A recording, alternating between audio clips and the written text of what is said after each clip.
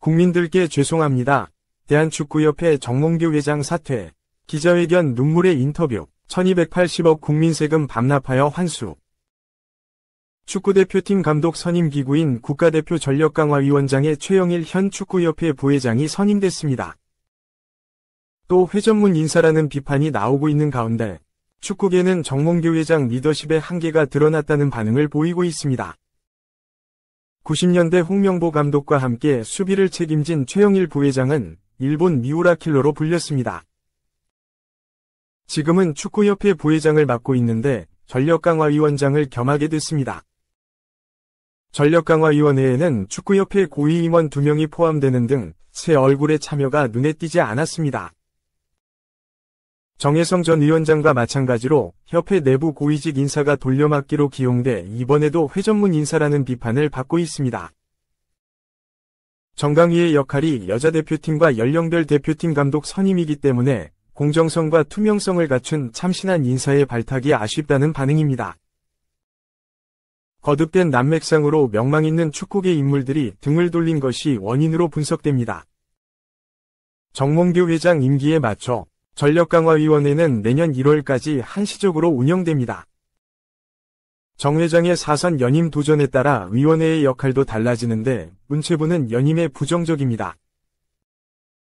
팬과 정치권의 질타에 이어 축구계 인사들마저 등을 돌리고 있는 현실. 정몽규 리더십이 한계에 봉착했습니다.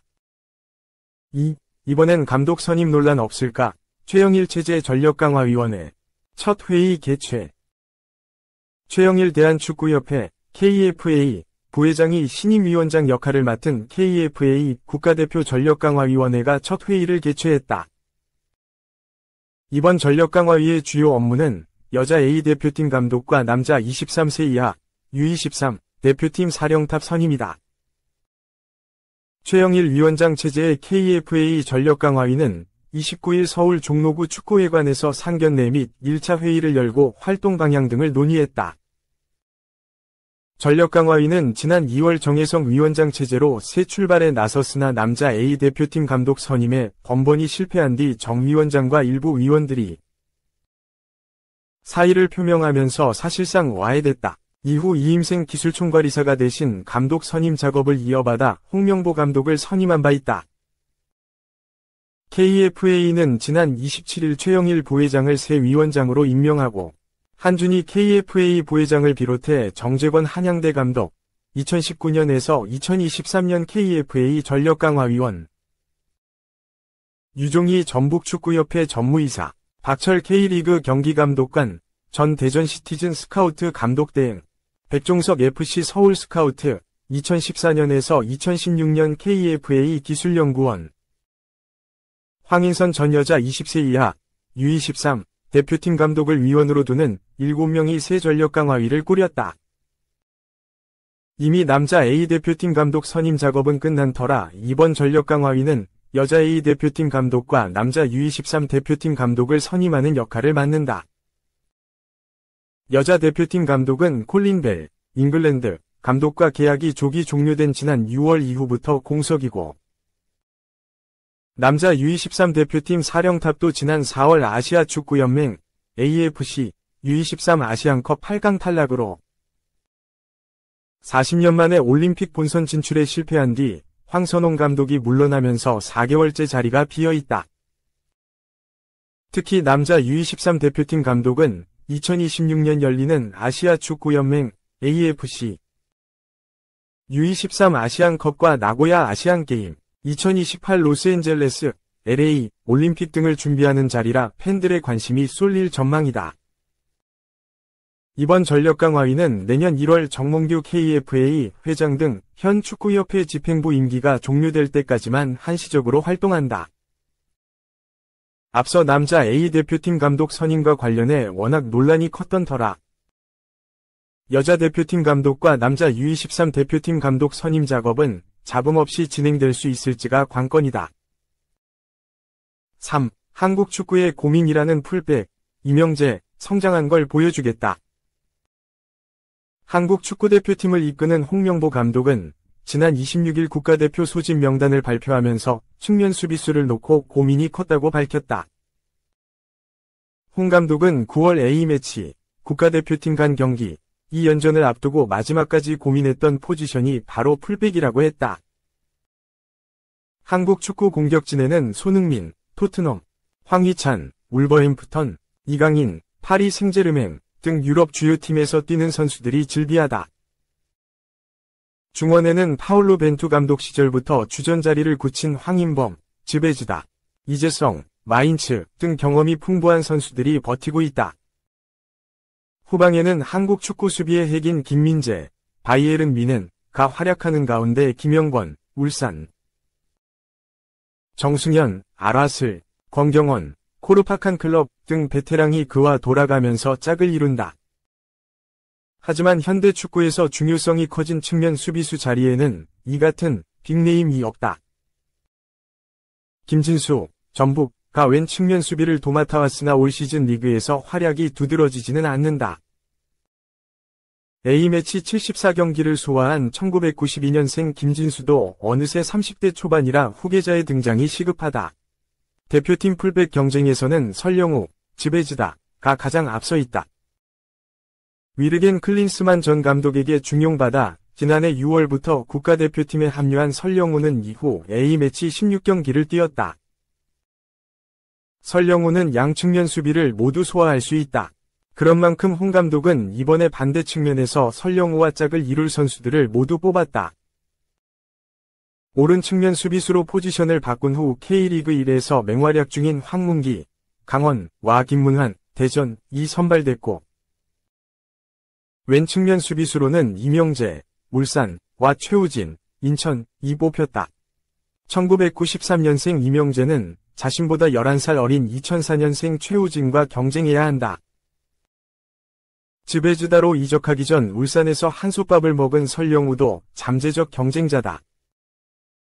홍 감독이 황문기나 김문환을 오른 측면 수비수로 낙점한 후 설영우를 왼 측면에서 출격시킬 수도 있다. 베테랑 풀백 이명재는 지난 28일 울산 문수경기장에서 광주FC와 2024 하나은행 코리아컵 준결승 2차전을 2에서 2로 비긴 후 취재진과 만나 대표팀에 워낙 좋은 선수들이 많다. 이제 내가 가서 잘해야 한다 고 말했다. 그러면서 홍명보 감독님께서 울산에 계셨을 때도 저를 많이 가르쳐 주셨다. 내가 성장한 모습을 보여드려야 감독님도 뿌듯하게 여기실 것 같고 여기저기서 좋은 이야기가 많이 나올 것 같다. 가서 잘하자는 생각뿐이라고 덧붙였다. 지난 3월 태국과 2026 북중미 월드컵 아시아 2차 예선을 통해 국가대표팀 데뷔전을 치른 이명재가 9월 팔레스타인, 5일, 이나 오만, 10일, 과위 월드컵 3차 예선 경기에 출전하면 개인 통산 두 번째 A매치가 된다. 이명재는 나도 기대는 하고 있다. 하지만 영우가 왼쪽에서도 뛸 수 있고 그렇기 때문에 감독님께서 오른쪽 자원을 한 명 더 뽑았다고 생각하고 있다. 영우가 왼쪽에서 뛰든 내가 뛰든 이기면 되는 것이라고 말했다. 그러면서도 그래도 기대는 한다. 선발로 나설 확률이 조금은 높아졌다고 생각한다. 기회를 주신다면 최대한 잘하고 또 승리를 딸 수 있도록 열심히 해야 한다. 고 웃었다. 이명재는 A매치 기간 휴식하지 않고 대표팀 경기를 치를 수 있다는 게 영광스러운 일이라고 강조했다. 그는 쉬는 것보다는 불러주시는 게 더 좋다. 영광스러운 일이니 내가 더 잘할 수 있도록 해야겠다. 고 말했다. 홍명보 감독의 뒤를 이어 울산 HDW 지휘봉을 잡은 김판곤 감독을 놓고는 스타일이 많이 다르다고 느꼈다. 김판곤 감독님께서는 전방 압박과 1대1 상황에서 강하게 붙는 걸 주문하신다. 선수들이 잘 적응하고 있는 것 같다. 고 평가했다. 이어 나도 경기 중 활동량이 늘어났다. 그건 다른 선수도 다 그렇다. 팀이 하고자 하는 플레이를 확실하게 심어주셨다. 선수들도 한번 해보자라고 서로 이야기한다. 고 덧붙였다. 4. 손흥민 이강인 대표팀 소집 전 연속 득점포 터뜨릴까? 손흥민, 토트넘, 이강인, 파리 생제르맹 PSG 황희찬, 울버햄프턴 등 유럽파 축구 선수들이 대한민국 축구대표팀 첫 소집전 마지막 소속팀 경기에 출격한다. 손흥민의 소속팀 토트넘 호스퍼는 다음 달 1일 오후 9시 30분 한국 시간 뉴캐슬 유나이티드와 2024에서 2025 시즌 잉글랜드 프리미어리그 EPL 3라운드 원정 경기를 치른다. 손흥민은 이 경기에서 올 시즌 3호 골과 함께 2경기 연속골에 도전한다.